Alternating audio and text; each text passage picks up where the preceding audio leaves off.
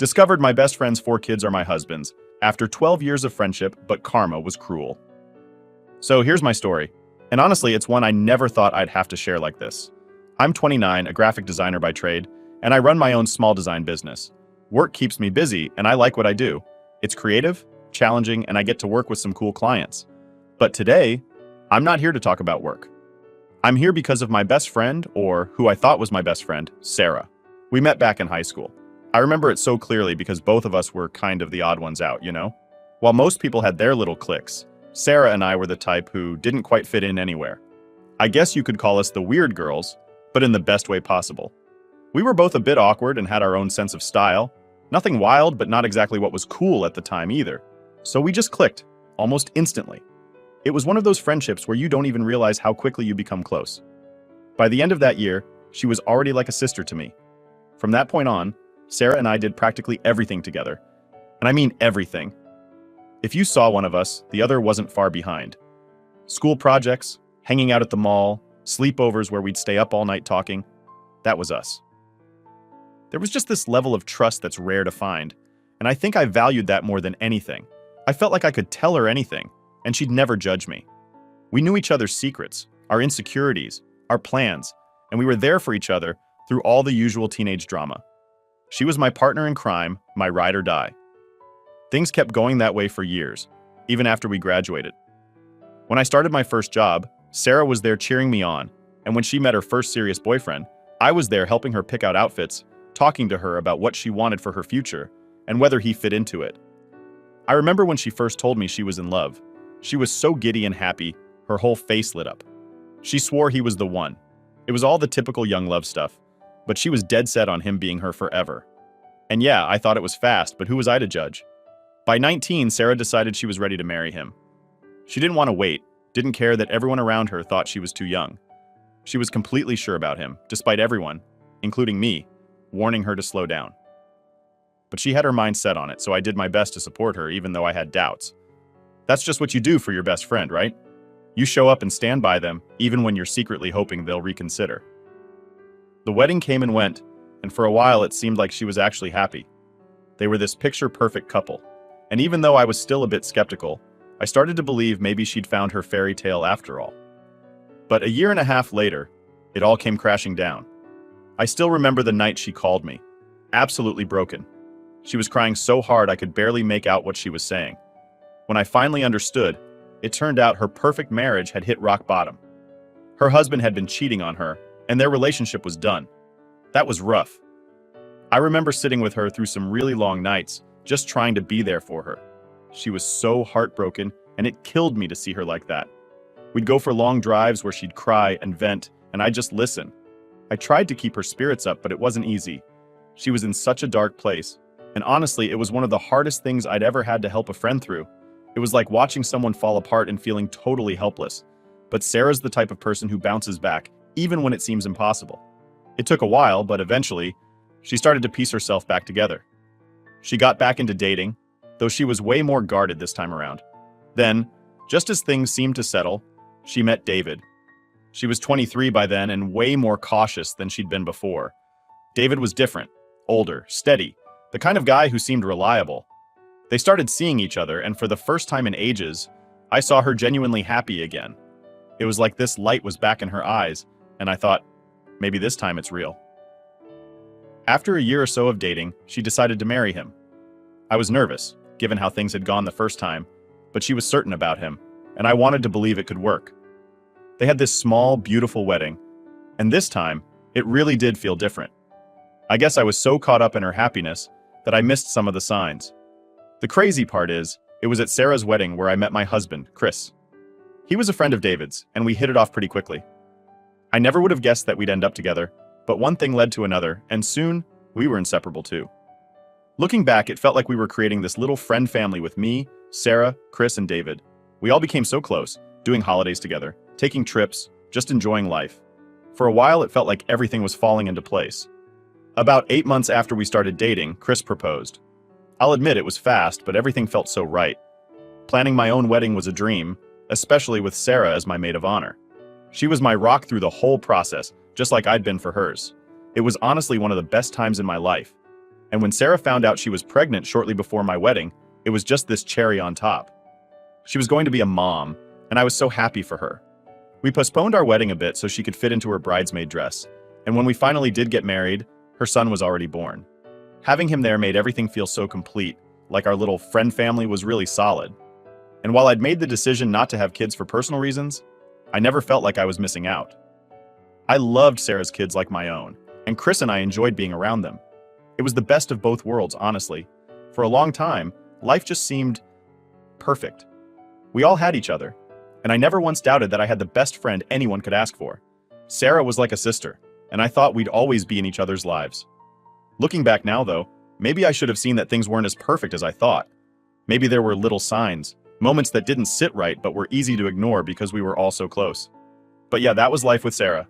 She was more than just a friend, she was family. And I trusted her completely without question.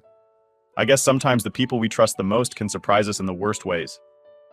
So, after Sarah's second wedding, things got pretty amazing for all of us.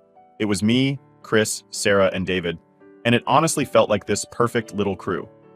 We did everything together, and I'm not exaggerating. Holidays, random weekends, even the occasional last-minute road trip if one of us got an itch to get away. And since Sarah and David had their first kid not long after my own wedding, it was like our friendship upgraded with a whole new layer. That kid was adorable, and I just loved him to bits. Honestly, the way our lives blended was more than I'd ever thought possible. When Sarah told me she was expecting her first kid, I was thrilled. It's not like we'd ever really talked about this exact moment, but knowing she was going to be a mom felt natural. Like it was the next step in this life we'd built together. Now, I'd already decided that having kids wasn't for me. A mix of medical stuff and just personal choice. But Chris and I were on the same page about it, so it worked out. Still, having Sarah's little boy around filled that kid part of my life without me actually being a parent. We'd all gather at each other's houses, and pretty soon having a toddler around became just normal life. It got to the point where I'd be talking to Sarah about dinner plans or our next weekend outing, and she'd be bouncing her baby on her hip while we chatted. Sometimes I'd even babysit while she and David had their date nights. It made me feel like I had all the perks of having kids without any of the actual responsibility. And Chris was great with him, too. He'd play games, make silly faces, the whole deal. Things just kept getting better from there. Sarah and David had more kids, one after the other, and I'm not gonna lie, my heart kept getting a little fuller each time. By the time they had their fourth, I was practically Aunt Mom to the kids. They'd run up to me, hug me, call me auntie like I was part of the family. It felt special, like I had a place in their lives that went beyond just being Mom's friend. And to be honest, it made me feel like everything I'd ever done for Sarah was worth it. This wasn't just a friendship anymore, it was family. Chris and I, we made a solid team with them. He got along so well with David, and seeing them together was always a laugh. The guys would mess around, doing goofy stuff to entertain the kids, or having these ridiculous dad debates over the best way to set up a campfire or fix something around the house. I'd be watching them, laughing with Sarah, feeling like we'd won some kind of friendship lottery. We'd do double date nights, go on little family trips, take turns hosting holidays. Our lives were this giant overlap. By then, Sarah and I had this unspoken understanding, like we didn't even have to try to stay close. It was just a given. She was the one who'd seen me through everything, and I'd been there for all her ups and downs. I didn't even question how much I trusted her. There were times we'd talk late into the night about anything and everything. She'd vent about her rough day, or get all mushy about how much she loved her kids, and I'd be there, listening, laughing, agreeing. There was zero hesitation, zero doubt about where we stood. And yeah, I was busy with my own work. Running a wedding planning business, especially when you own the whole company, is no joke. The stress was real, and some days were just insane. But I knew I had this solid life waiting for me outside of work. I could go to Sarah's, let go of all the pressures of the day, and just be me. There's something so freeing about knowing you've got a friend who gets you like that. I mean, that's rare. Some people go their whole lives without a friendship like that. And here I was, living it. But it wasn't just friendship at this point. Chris and I had become so close to Sarah and David's kids that it was like we were this extended family, like I said. I didn't need to be a mom to feel that sense of family. Watching Chris playing with the kids or listening to them all laughing in the other room while Sarah and I had a glass of juice or a snack, those moments were everything. And every time one of those kids reached out for me or called me auntie, it just made everything feel right. They filled a part of my heart I hadn't even realized was empty. It got to a point where I didn't really question how much time we spent together. It was natural, like breathing. Need help watching the kids? I'm there. Planning a birthday party? I'd handle it. I was happy to do it, and Sarah seemed to appreciate it too. I loved those kids, and Chris did too. He'd talk about the little ones, like they were our own, telling me about the funny things they did or how they'd fallen asleep on him while watching a movie. He was so good with them, and seeing him in that role just made me love him even more. People would sometimes joke that I'd gone full auntie mode, and I'd laugh it off, but honestly, I didn't care. It felt good to be needed, to be loved by these little people who thought the world of me. And whenever I'd pick up Sarah's oldest from daycare, or help her youngest tie his shoes, it felt like I was exactly where I was supposed to be. I wasn't just a friend anymore. I was part of the family, and they were a part of mine. When I think back to that time, everything really seemed perfect.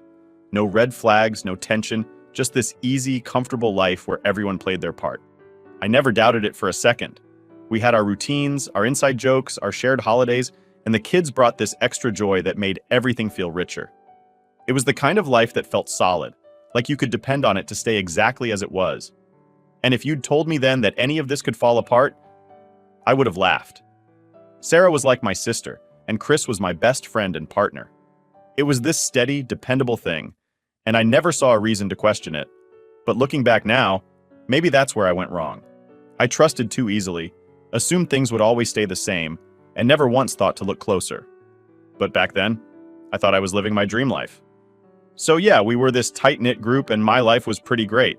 I had a successful business, a husband I loved, and a best friend who felt more like family. And those kids? They were the icing on the cake. I couldn't have asked for anything better. Everything just seemed to click perfectly. And then, well, everything changed.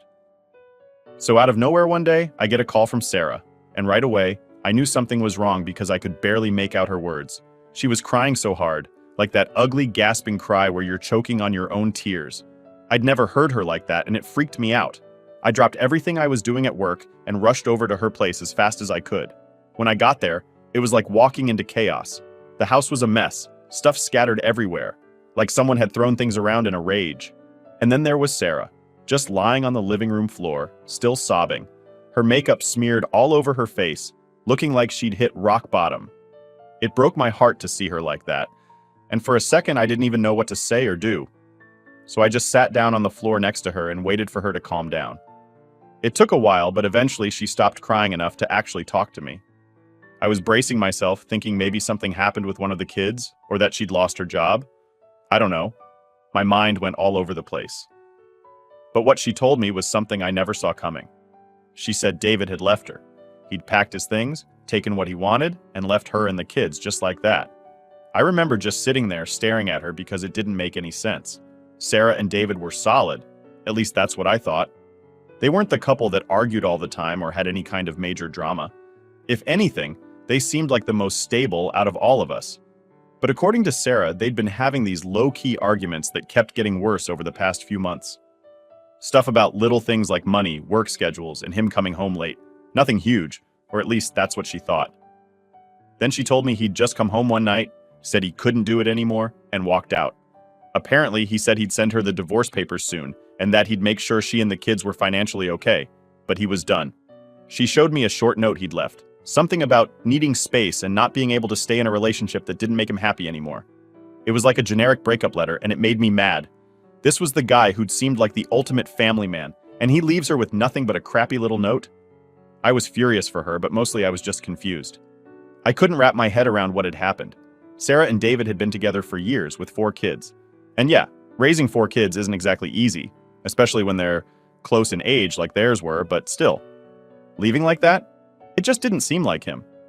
I decided to stay with Sarah and the kids for a few days. Chris was on a business trip, so it was perfect timing, and I knew she needed someone around.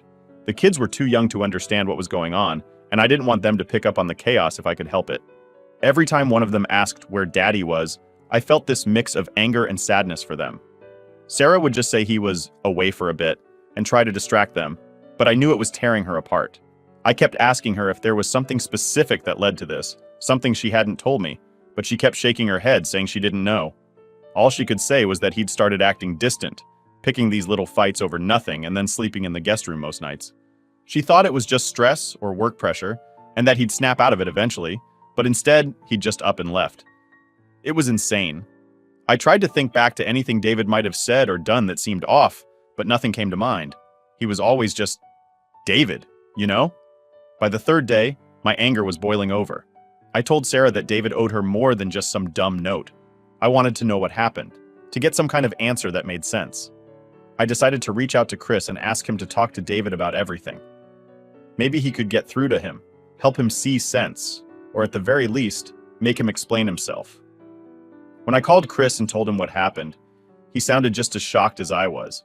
He agreed to talk to David as soon as he got back from his trip to Chicago. I felt a bit of relief, like maybe this would give us some clarity. Chris and David had always been close, and if anyone could get an honest answer from him, it was Chris. In the meantime, I kept holding things down at Sarah's. She was barely functioning, and I tried my best to keep things together, cleaning up, making meals, putting the kids to bed. I even took her oldest to daycare so she could get a break. But in the back of my mind, I was still obsessing over why David would do this. I kept running through every memory I had of the two of them, every family gathering, every double date. Nothing added up. A few nights later, Sarah sat me down and told me she was pregnant. I was speechless. I'd been trying so hard to be her rock, to keep it together for her and the kids, but this just threw me off balance. She was already struggling with 4 kids, and now she had another one on the way, all while her husband was MIA. It was overwhelming. Sarah was a wreck, saying she didn't know how she was going to handle this, that maybe she'd even consider moving out of town to get a fresh start. But every time she talked like that, I just reassured her that she'd get through this, that I'd be there for her, and so would Chris. I kept hoping that once he talked to David, things would get better, or at least we'd get some answers. But here's the thing, the more I thought about it, the angrier I got. I felt like David was running away from his responsibilities, from the family he'd helped create. And for what? Some vague, meaningless excuse that he wasn't happy? It didn't make any sense. I wanted to shake him, make him see what he was doing to his family, to Sarah, to those kids who adored him. As the days went on, I started to feel like this was more than just a rough patch or a little mistake on David's part. Something bigger was going on, but Sarah either didn't know or wasn't telling me. And the whole time I just kept thinking, how could he leave her, leave all of them, especially now? It was hard to keep holding in the anger, the questions, but I knew I had to stay strong for Sarah, and that's where things were left. Chris was set to meet with David soon, and I was hanging on to the hope that this talk would finally give us some answers. Because honestly, none of it made any sense, and we were both desperate to understand what had actually gone wrong. After waiting for what felt like forever, Chris finally got back from his trip to Chicago, and I was on him immediately. I didn't even give him a chance to unpack. I told him he had to talk to David right away. I was holding on to hope that whatever David told Chris might help piece this whole thing together. Maybe it was a big misunderstanding or something he didn't want to share directly with Sarah. I mean, people keep secrets, right? But deep down, I had this gnawing feeling that it was more than just a bad patch in their marriage. So, Chris promised he'd reach out to David. I waited anxiously, half expecting some kind of magic fix to come out of that conversation.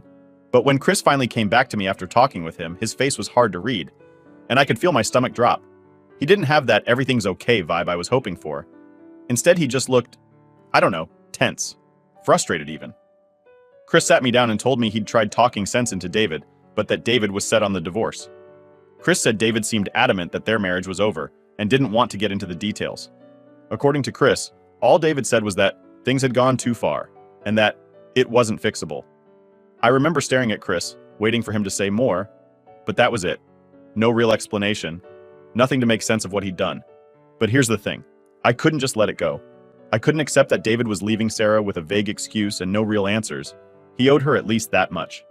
So, after stewing on it for a while, I decided to go straight to the source. I figured if David wasn't going to open up to Chris, maybe he'd be honest with me. After all, I'd known him almost as long as I'd known Sarah, and he always seemed to respect me. Maybe he'd see that I was genuinely concerned for Sarah and the kids. I called him and asked if we could meet up for lunch. David seemed a bit surprised, but agreed. We met at a small diner near my work. I remember walking in, feeling a mix of nerves and anger. I didn't know what to expect, but I was prepared to push for answers if I had to. I couldn't stand the thought of Sarah being left in the dark, wondering why her life had just shattered. When David arrived, he looked different, kind of defeated, if that makes sense. I'd never seen him like that. He sat across from me and we made small talk for a minute, but I wasn't interested in beating around the bush, so I just laid it out there saying something like, "David, I'm here because Sarah deserves to know what's going on. I'm here for her, and I need you to be straight with me." He looked away for a second, and I could tell he was struggling to find the words. He finally said, "I'm sorry, I really am, but this marriage, it wasn't what it looked like. There were things Sarah wasn't honest about." I was baffled. "What things?" I asked, barely keeping my frustration in check. David took a deep breath, then told me something I never would have expected in a million years. He said that Sarah had been cheating on him. I almost laughed at first because it sounded so ridiculous. Sarah? The same woman who used to gush about how much she loved him? But David looked dead serious.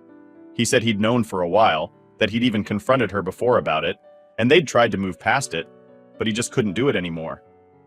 I couldn't wrap my head around it. I kept pushing back, telling him maybe he was mistaken. Maybe he'd misunderstood something. But he shook his head and said he was absolutely certain. He said he'd even found proof. And then he dropped a bomb on me that turned my world upside down. David leaned in close and said, "The kids, they're not mine." Those words hit me like a truck.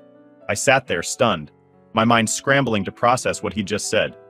I wanted to deny it, to tell him he was out of his mind. I kept saying, "David, there's no way. Sarah wouldn't do that to you. You're their father."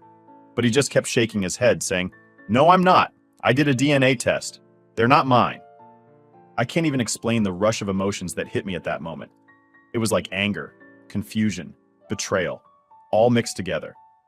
I wanted to get up and leave, but at the same time, I needed answers. So I asked him, "If they're not yours, then whose kids are they?" David hesitated, like he didn't want to say it, and then he looked me dead in the eyes and said, "They're Chris's."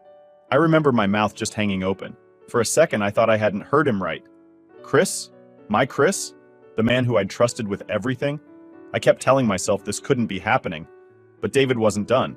He went on to tell me how he'd confronted Sarah, how she'd broken down and admitted to everything. She'd been with Chris behind my back, and he'd been left to pick up the pieces, pretending to be the father of kids that weren't even his. At that point, I couldn't sit there anymore. I stood up, but David grabbed my arm gently and asked me to hear him out. He told me how he'd suspected it for a while, how he'd tried to ignore it, and how he finally decided to get DNA tests done on all the kids. None of them were his. He said he was devastated, but he'd stayed for the kids' sake. He'd even tried to forgive her. But then, when Sarah told him she was pregnant again, it was like the final straw. He couldn't pretend anymore, couldn't keep living a lie. I left that diner in a daze, barely remembering where I'd parked. My head was spinning, and I kept hearing David's words on repeat.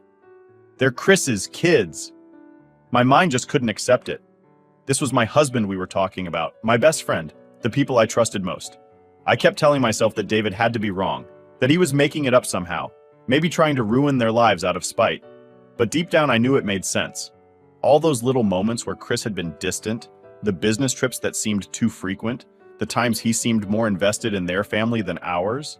It was like all these pieces were falling into place, and the picture they were making was something I never wanted to see. By the time I got back to my car, I could barely hold back the tears. I didn't know who to talk to, didn't know where to turn. All I knew was that everything I thought I had, every bit of trust I'd ever put in these people, was shattered. I don't think I'll ever fully remember the drive home after meeting with David. My mind was all over the place, replaying every conversation, every little moment I'd had with Chris and Sarah. I couldn't believe it. No, I didn't want to believe it. Chris was my husband. Sarah was like my sister. The idea of them together, let alone with kids involved, it was too much. But deep down, I felt this sinking feeling that it was true. David had no reason to lie, and honestly, the details he shared were just too specific to ignore. When I got home, I barely took a second to breathe. I didn't want to calm down. I wanted answers. So I threw Chris's things into a pile, not caring where they landed, and waited. My mind was racing with everything I wanted to say, every question I had, and honestly, every insult that was bubbling up inside of me. When he finally walked through the door, he looked at me like he knew something was up. "What's going on?" he asked, probably noticing the mess I'd made in my anger. And that was it. I let it all out. I asked him if he'd been sleeping with Sarah, if he was the father of her kids. For a second, he just stood there, staring at me with that shocked expression, like he couldn't believe I'd figured it out. That reaction alone told me everything I needed to know. He didn't even try to deny it. He just looked at the floor like he was ashamed and finally muttered, "I'm sorry." That was all it took. The anger I'd been holding back exploded. I couldn't hold back the shouting, the anger, the betrayal. I asked him how long it had been going on, how he could do this to me, how he could betray me with her, my best friend of all people. Chris tried to explain, saying it had just happened and that he hadn't meant for things to go this far. He went on about how he felt trapped, how he and Sarah had gotten too close when I wasn't around. But none of it made any sense. Nothing he said justified the betrayal. There was nothing that could make this right. I remember asking him about the kids, if he really was their father. He looked like he'd been punched in the gut, like admitting it would make it all too real. And then he just nodded. That nod broke me. All those years I'd been part of those kids' lives, loving them, treating them like family, only to find out that they were his. With Sarah? It was like every memory I had of them was suddenly tainted. He tried to tell me that he still loved me, that he'd made a mistake. But at that point, I was done. I was numb, exhausted, hurt beyond anything I could describe. I told him to leave. I couldn't even look at him. The person I thought I'd loved for all those years suddenly felt like a stranger. Every time I tried to remember our good times, all I could see was him and Sarah sneaking around behind my back. Chris didn't argue. He packed a few things and left quietly, which somehow made it worse. It felt like he wasn't even fighting for us, like he'd already given up on what we had. Once he was gone, I just sat there in the silence, letting everything sink in. I'd lost my husband and my best friend all in one blow, and it felt like the walls were closing in on me. The next day, Sarah tried to reach out. I saw her name flash on my phone screen, and this wave of anger hit me so hard I almost smashed my phone. I couldn't even bring myself to pick up. I ignored every call, every message she sent. I wasn't ready to hear whatever excuses or apologies she had. In fact, I didn't even want to hear her voice. She'd been like family to me for so long, and now I couldn't stand the thought of her. But the calls didn't stop. She left voicemail after voicemail, crying, begging me to talk to her, saying she never wanted to hurt me. But those words felt empty. If she'd cared about not hurting me, she wouldn't have slept with my husband, wouldn't have had kids with him, and then kept me in the dark while I doted on those kids, thinking they were David's. How do you forgive something like that? How do you even begin to process that level of betrayal? I spent days just going through the motions, barely eating, barely sleeping. My mind kept replaying all the moments we'd spent together, every holiday, every celebration, every time she'd cried on my shoulder. How had I missed the signs? Had I been so blind? It felt like I'd been living in this fake reality they'd created, and now that it was shattered, I didn't know what was real anymore. Eventually, I blocked her number. I knew she wouldn't stop, and I wasn't ready to face her. My emotions were all over the place, and I didn't want to hear her voice, her explanations. What could she possibly say to make this better? There was nothing. Absolutely nothing. I started boxing up Chris's things. Every little item reminded me of what I'd lost. His clothes, his stupid coffee mug, even his side of the bed. It was like his presence was haunting me, lingering everywhere. So I packed up everything that was his and left it by the door. I couldn't even stand having his stuff in my space anymore. Through all of this, I kept wondering what my life looked like now. I'd spent years building something I thought was unbreakable. A marriage, a friendship, a family dynamic with these kids I loved like my own. And now it was all gone. Every bit of it.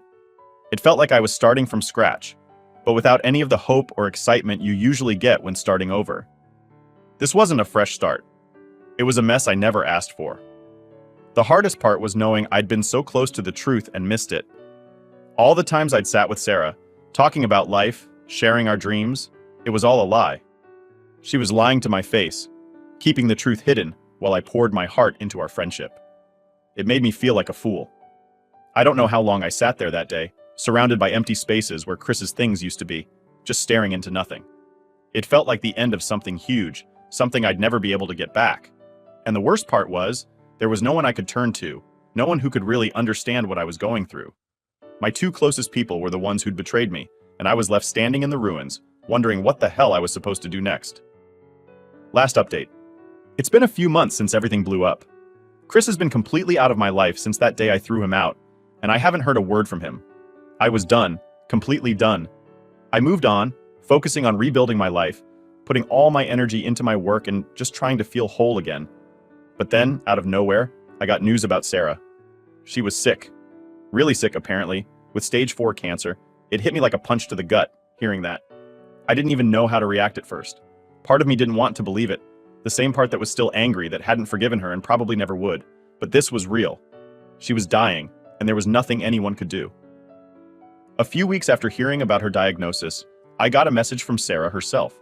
She was practically begging me for forgiveness, saying she was sorry for everything, that she didn't want to leave this world without making things right between us.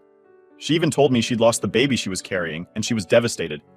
I could feel her desperation in her messages, but still, I couldn't bring myself to respond. I just couldn't. The wound was still too fresh, and every time I thought of her, all I could see was the betrayal. I'd trusted her with everything, and she'd taken that and crushed it. So I ignored her messages. I told myself that I needed to protect my own peace, that I had to look out for myself now, and for the next couple of months, that's exactly what I did. I tried to keep moving forward, focusing on the life I was trying to rebuild. Then, 2 months later, I got the news. Sarah had passed away. It hit me in a weird way. I didn't feel the anger or resentment I'd expected. Instead, it was this strange, heavy sadness, like a part of my life had really ended. Sarah had been my best friend for so long, and now she was just gone. And the worst part? I'd never responded to her messages. I'd never given her the closure she'd wanted, the forgiveness she'd begged for. But that wasn't the end of it. Sarah's family reached out to me shortly after, asking if I could take in her kids. I was shocked, but they explained that with David gone and Sarah's family unable to take them, they'd end up in foster care if no one stepped up. I thought about it long and hard. I mean, these were the same kids I'd loved and taken care of for years, the same kids I'd been there for all along. And as much as their existence was tied to everything that went wrong, they were innocent in all of this. They didn't deserve to lose everything. In the end, I made the choice. I took them in, officially. It's been a strange transition, but they call me Mama now, and I can feel a new kind of love for them, one that's different but just as strong. Every day I'm reminded of the hurt and betrayal, but at the same time, I know these kids need stability, love, and a home. And I can give them that. I've grown to see them as my family, as a part of my life that I'm now responsible for. So here I am, wondering if I made the right call. Reddit, am I the a-hole for not forgiving Sarah before she died? She hurt me deeply, in ways I still can't fully process, but part of me wonders if I should have put it aside for her sake. Or maybe I did the right thing by protecting my own heart and sanity. I'll never know if I made the best choice, but I did what I thought was right.